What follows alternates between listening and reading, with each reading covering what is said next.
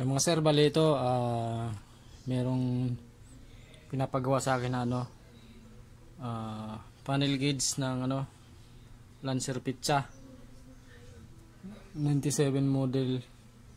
Yan, bali gauge lang ang dinala dito mga sir, tapos iniwan ng may-ari. Pipick upin na lang pagka tapos kong ma-repair.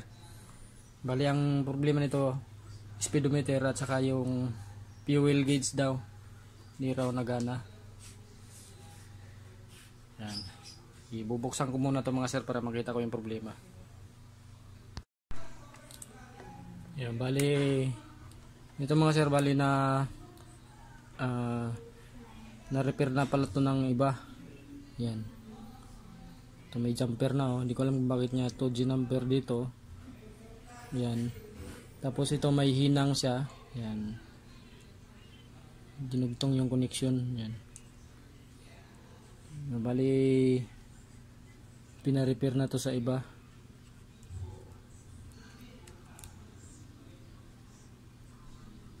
Ito.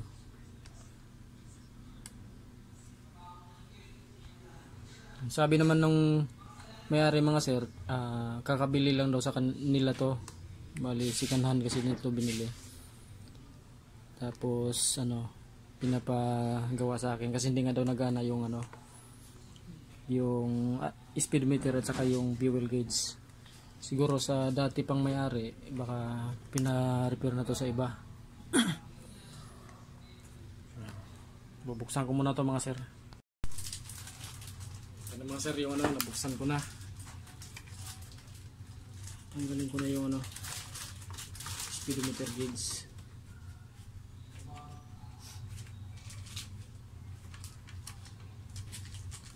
Kaya nilagyan ng to jumper.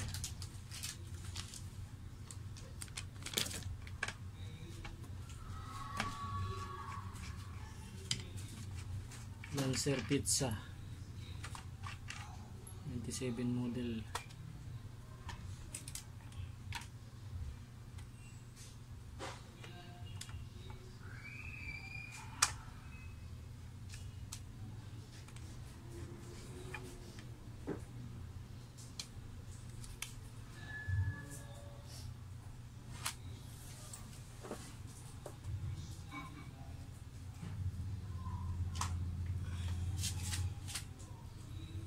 Tama sir, yung yung speedometer.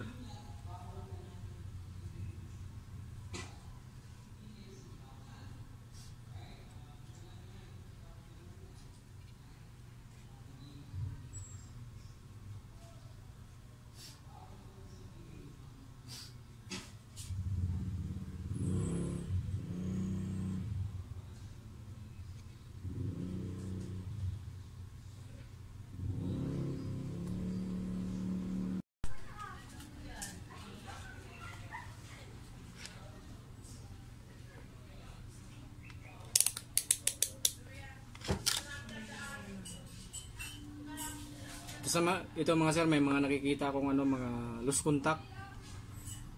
Yan. Mga terminals.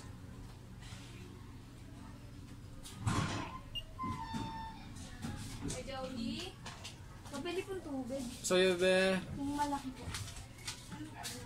Ano? Tubig. Tig. Yung tig 20 na.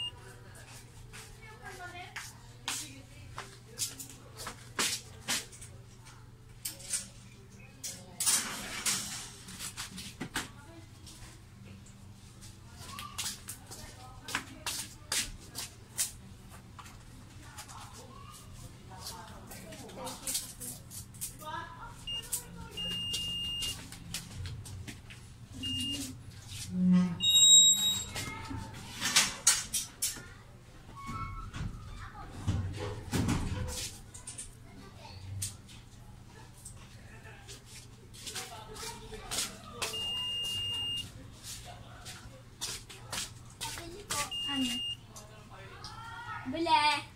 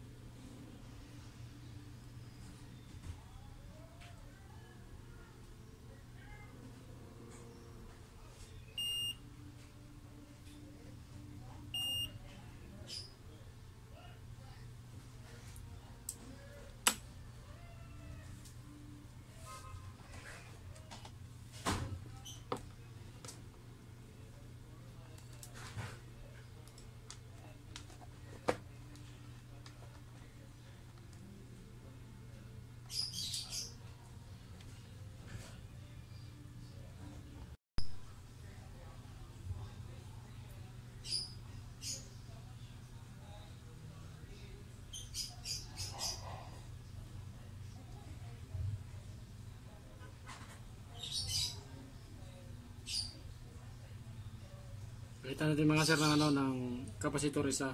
Yan, bagsak yung value ng isang kapasitor. Tapos i-check ko pa rin yung iba ditong itong pyesa.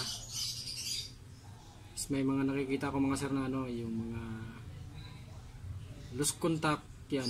Hihinangan ko yan mamaya.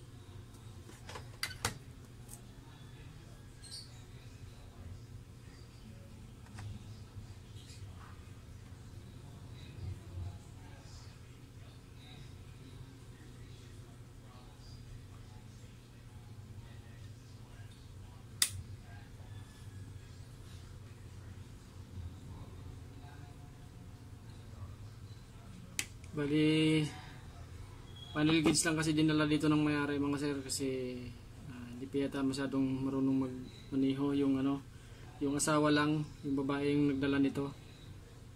Kasi yung asawa niya, yung lalaki, para nasa ibang lugar yata nagtrabaho.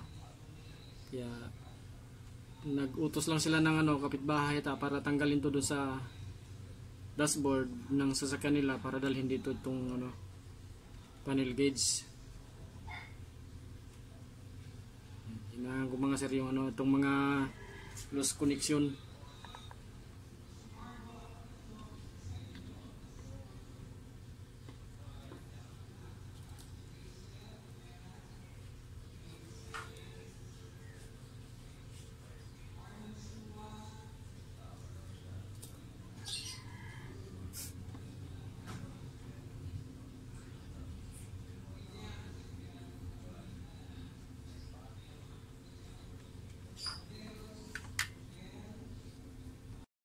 Yung mga sir, bali ito, ayos na, napalitan ko na ng isang kapasitor lang naman mga sir yung yung may problema, sira.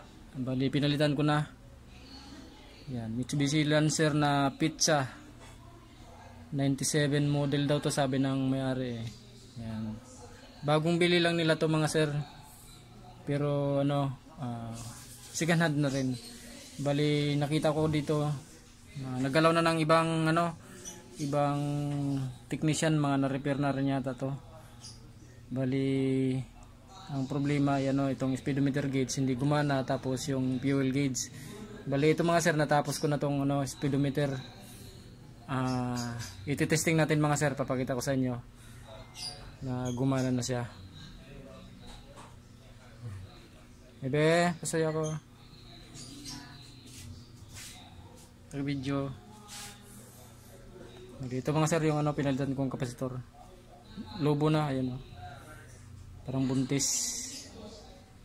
Di matatagal to mga sir. Na to. Tawag nun, magkukorosyon na siya, tapos parang mangangalawang siya mga sir. Maapektuhan niya yung circuit board. Para kakainin ng korosyon yung connection dun sa circuit board. Yan, titesting natin mga sir, pakita ko sa inyo. Dito ka. Mga sir, titesting natin, lagyan natin ng supply dito.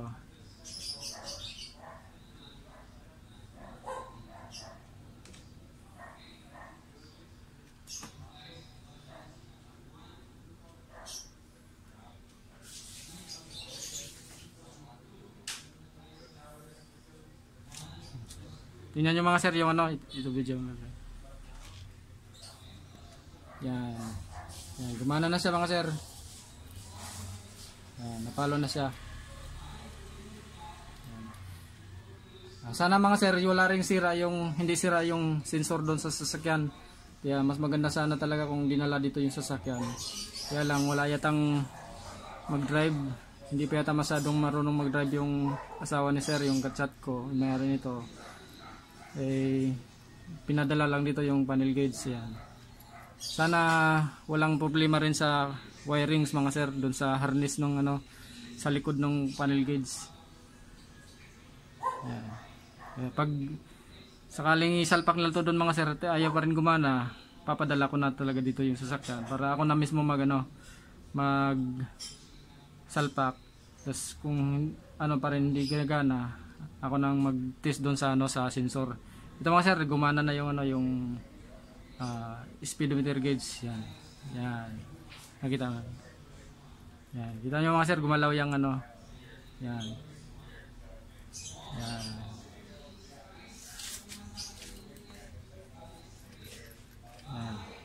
Sa mga sir, bali yung fuel gauge naman ang i-check ko. Kasi hindi rin daw gumana yung fuel gauge noon.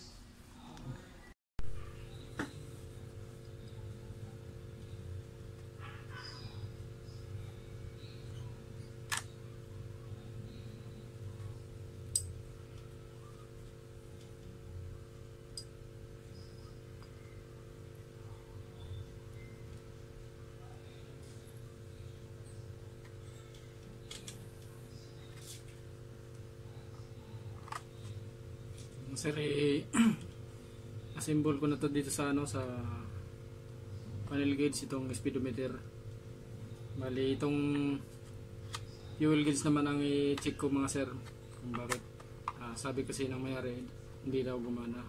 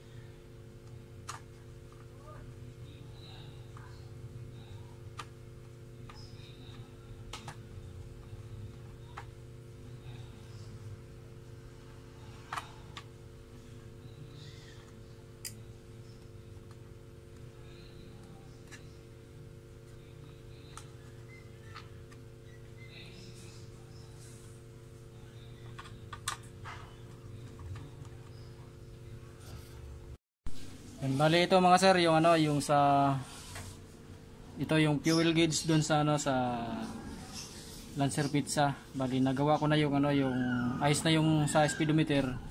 Bali ito naman mga sir yung sa fuel gauge. Titest natin mga sir kung talagang hindi siya nagana. Yan, meron akong lagyan natin ng supply, yan. Negative tsaka positive. Yan, may ano ako mga sir nilagay dito. Yan. Yan, dyan ko nilagay mga sir. Ilalagay natin yan dito mga sir sa ano, sa terminal nya dito. Ito yung dito sa ano mga sir, yung positive yan. Para makita natin kung talagang hindi siya gumana.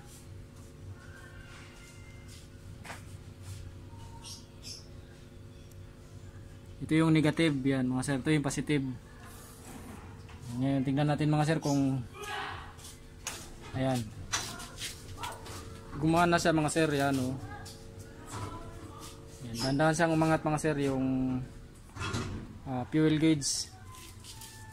Hintayin natin mga sir na mag full tank.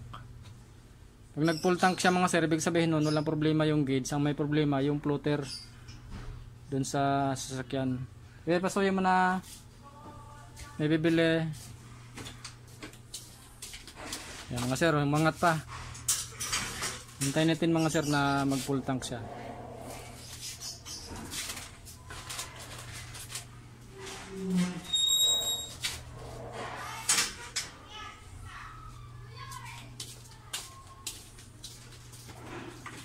Yan, dahan-dahan pa siyang umangat mga sir oh.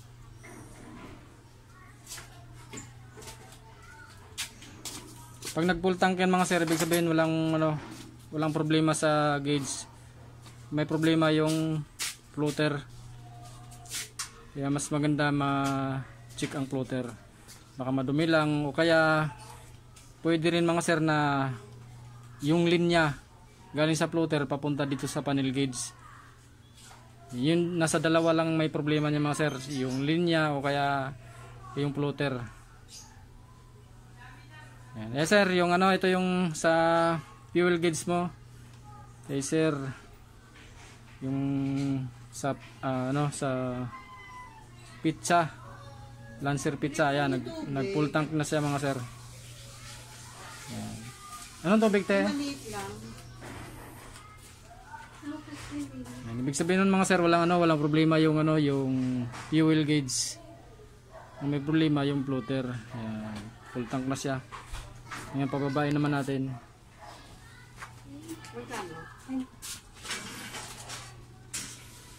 Para bumaba sa 0 mga sir, dito naman natin ilagay yung ano, negative.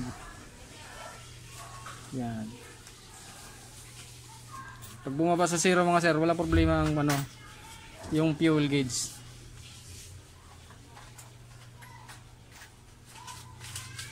Yan, bumaba na siya mga sir. Ayan. Yan. Yung nasa taas mga sir, yung positive, yung nasa baba, yun yung negative. 12 volts yan mga sir. Ayan, bumaba na siya. Papunta na siya sa empty.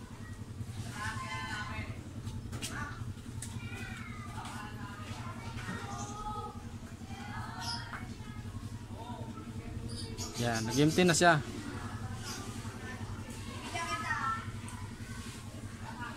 Yan, empty na, ayos na. Yun mga sir, bale walang problema yung no, yung fuel gauge dito sa Lancer Pizza. Ang may problema yung floater o kaya yung wirings galing sa floater papunta sa panel gauge. Yun yung dapat ma-check. Kaya sabi ko mas maganda sana nadala yung sasakyan dito para ma-check ko din yung linya at yung floater. Yan mga sir, symbol ko na to ulit dun sa ano, sa dito sa diyan sa ano, sa panel gauge para maipa-pick up ko na rin sa may-ari. Salamat. Yan, ganun lang mga sir, mag-check ng ano ng fuel gauge. Bali lagyan mo lang ng supply sa negative tsaka sa positive para umangat yung ano, yung needle ng fuel gauge. Yan. Itong isa mga sir, yung sa temperature yan, wala naman na problema sa temperature gauge. Gumana naman daw yan, sabi ng may-ari. Ang may problema lang yung fuel gauge. Yan, i-assemble ko na to mga sir.